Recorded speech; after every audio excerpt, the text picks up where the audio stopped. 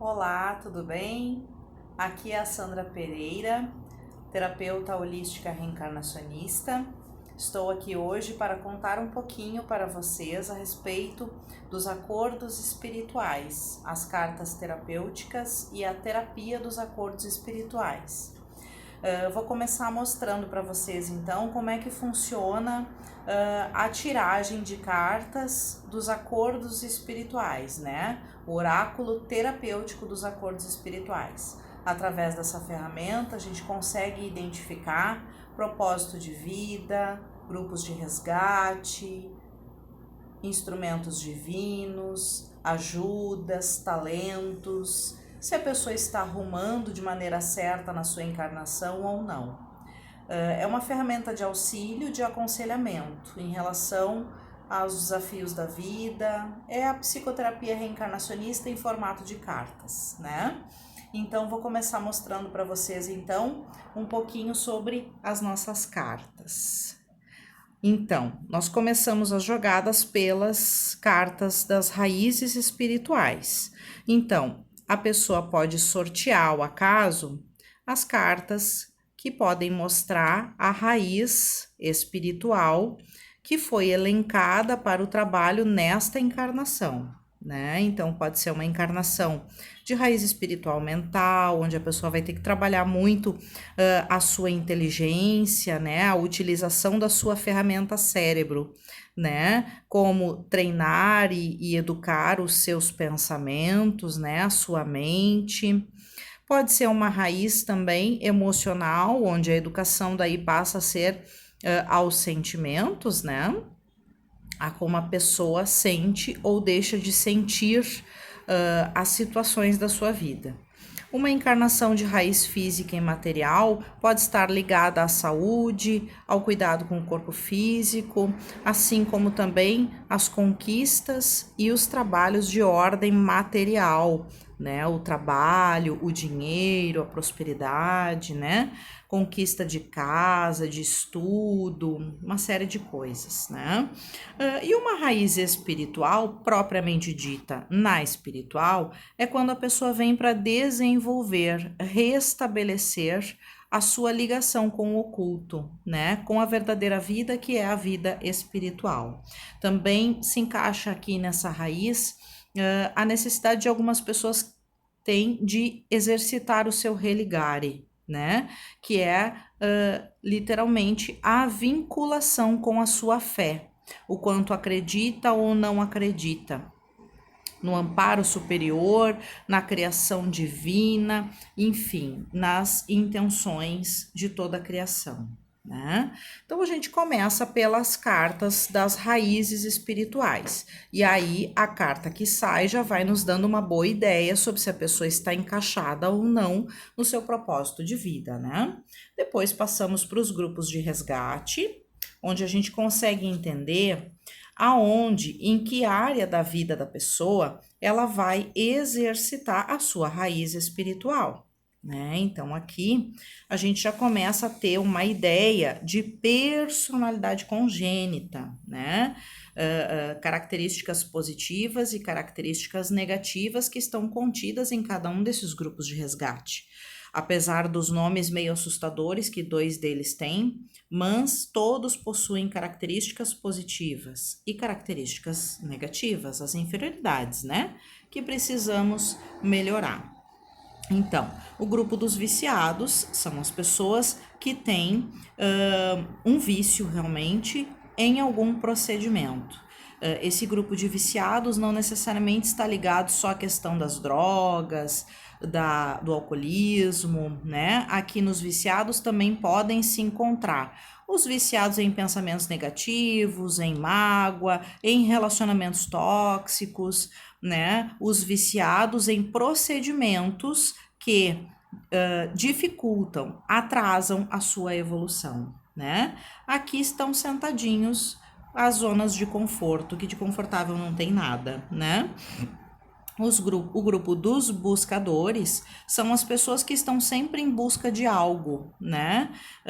De alguma evolução, de entendimento, busca de dinheiro, busca de sobrevivência, busca de amor, enfim, algum tipo de busca na sua vida, né? Se encontra aqui no grupo dos buscadores. Na teoria desses grupos de resgate, pode-se considerar que é um dos grupos mais leves, né? Um dos grupos assim mais tranquilos de se vivenciar. Isso não quer dizer que seja fácil, né? Existe algumas pessoas que estão buscando coisas erradas. E aí a gente precisa redirecionar a rota, né? Por isso aqui o farolzinho, né? Para mostrar exatamente o que a pessoa precisa buscar. E aí vai se fazendo um entendimento no conjunto que vai saindo. Aí a gente vai sabendo, né, se a pessoa está buscando a coisa certa ou não. O grupo dos apegados são apegos desde ordem material, ordem mental, emocional e física, né? Então são os famosos cabeças duras, né? Todos eles se encontram aqui dentro deste grupo dos apegados. São as pessoas com bastante dificuldade de mudar de ideia, né? De aceitar outros pontos de vista para o que são apegados, né? É um dos grupos mais difíceis, porque são pessoas que estão presas a grilhões, muitas vezes bastante fortes, em que o exercício a ser praticado para se dissolver esses grilhões exige bastante esforço, dedicação e vontade das pessoas, né? E o grupo dos cobiçadores são as pessoas que ainda estão muito presas a visões egóicas, orgulhosas e egoístas, né? Então, é tido assim como o grupo mais dificultoso, né? Porque aqui estão as pessoas que sempre acham que estão certas, que sabem tudo, né? Enfim, os cobiçadores estão os corruptos, as pessoas que querem levar vantagem em tudo. Normalmente fazem parte desse grupo as pessoas que ainda não acordaram para uma realidade transcendental, para uma realidade maior, né? Então aí a gente vai tirando as cartas e vai entendendo, vai colocando para a pessoa como que esse grupo de resgate se manifesta na vida delas, né? Depois viemos para os instrumentos divinos, né? Onde daí se tem muitas coisas boas, né? Como estabelecidos lá no planejamento reencarnatório, pessoas que podem pedir as amizades como instrumento de auxílio para trabalhar as suas questões kármicas, né? Cultura e sociedade, onde se escolhe muitas vezes os estudos que vai se fazer, o trabalho que vai se realizar, a saúde, né? Se eu vou ser uma pessoa mais frágil para trabalhar uma raiz espiritual de encarnação física e material, ou se eu vou ter uma saúde forte de leão para poder levar os embates da vida, né? A família para me acolher, o lazer para espairecer a mente, a cabeça, o coração. Se eu vou ter escassez na minha vida ou se eu vou ter abundância, né? Ambos as escolhas podem ser consideradas como um instrumento divino, daí a gente tem que considerar o contexto todo, né, para entender se esse instrumento divino vem como prova ou vem como tábua de salvação, né? O trabalho, bastante comum, né, de sair, e relacionamentos amorosos, também bastante comum de sair, né? Então são os instrumentos divinos que nós utilizamos, né? Que nós pedimos lá no nosso planejamento reencarnatório e de comum acordo com os nossos mentores, eles são concedidos para que nós possamos vivenciar então os planejamentos realizados, né, os acordos espirituais. Eu tive um entendimento e gosto de dizer que daqui para cá são os acertos que estão lá no mundo espiritual e daqui para cá é o que nós podemos utilizar aqui na Terra nesse momento, no presente.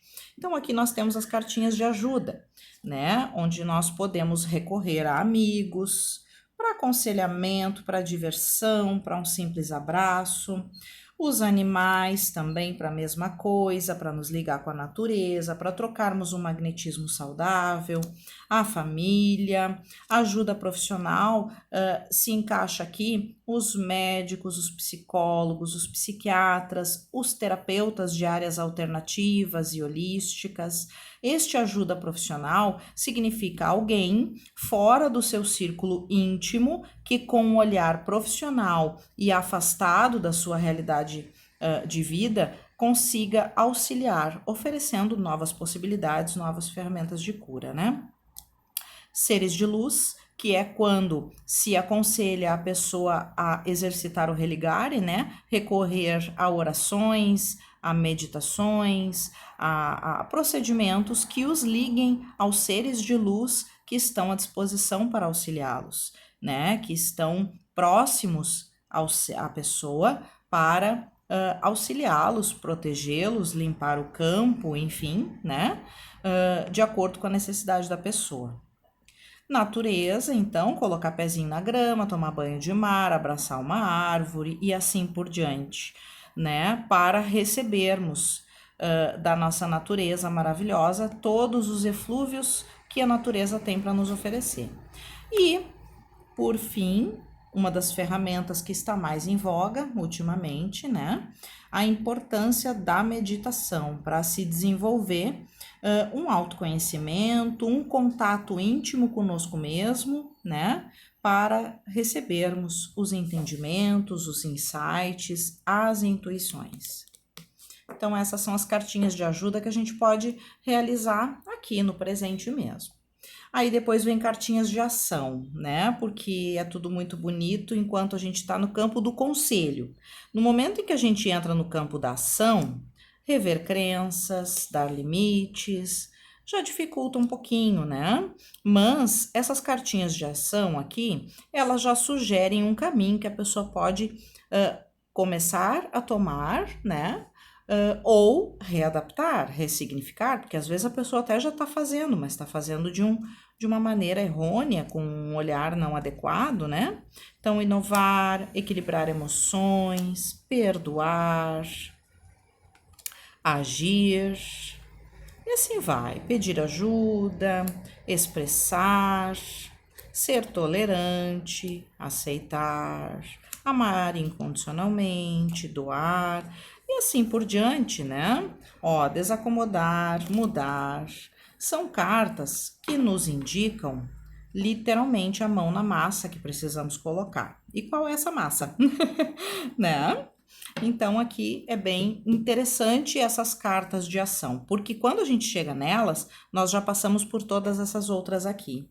Então, as cartas de ação, elas se encaixam dentro do contexto de cada uma delas, né? Muita conversa já rolou ao longo de todas essas tiradas aqui de cartas, né? Para, por fim, nós chegarmos nas cartas de mensagens. Obviamente, eu não vou ler todas, porque são muitas, né? Mas quando eu tô tirando a carta para alguma pessoa, eu gosto de dizer, e realmente é o que acaba se concretizando, que essas cartinhas de mensagem aqui acabam sendo como mensagens do mentor da pessoa, porque a mensagem vem tão direcionada, vem tão certeira para o contexto que foi trabalhado, que a mensagem realmente não parece ser física. Parece ser uma mensagem canalizada especificamente para a pessoa que está aqui sentada comigo, né? Então, esse é um momento de bastante conexão, bastante interiorização de quem está jogando a carta, porque vem aqui um conselho, uma orientação do seu mentor pessoal. E costuma ser bastante profundo, né? Então, é isso. Acredito ter sido útil, né, na explicação das cartas. Este é um primeiro passo, né, para a terapia dos acordos espirituais, onde nós desenvolvemos todo um programa de treinamento para que a pessoa retome alguns objetivos que ela já tinha em mente ou que ela passou a ter depois de tirar as cartas, né? E aí, esse treinamento, existem fases, né? Onde, através de alguns encontros, a gente vai colocando em prática, colocando no papel, na ponta do lápis mesmo, o que a pessoa pode fazer e o que a pessoa não pode mais fazer. Então, é bem como se fosse um programa de treinamento mesmo, né? Para a pessoa voltar a estar alinhado com os seus acordos espirituais. É um processo terapêutico em consultório. Na terapia dos acordos espirituais, nós não utilizamos as regressões terapêuticas, né? As investigações do inconsciente são utilizadas nos pacotes da psicoterapia reencarnacionista, que é outra terapia. É bastante similar, mas não é igual, não se utiliza as mesmas ferramentas, né?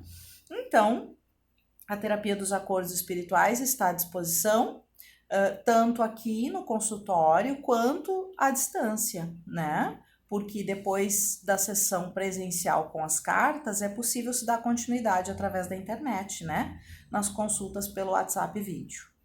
Então, estou à disposição para mais informações, né? E para trocar aí as necessidades com as pessoas em relação a esta terapia. Eu desejo que todos fiquem bem, com muita luz e alegria no coração. No mais, estou à disposição. Um grande abraço.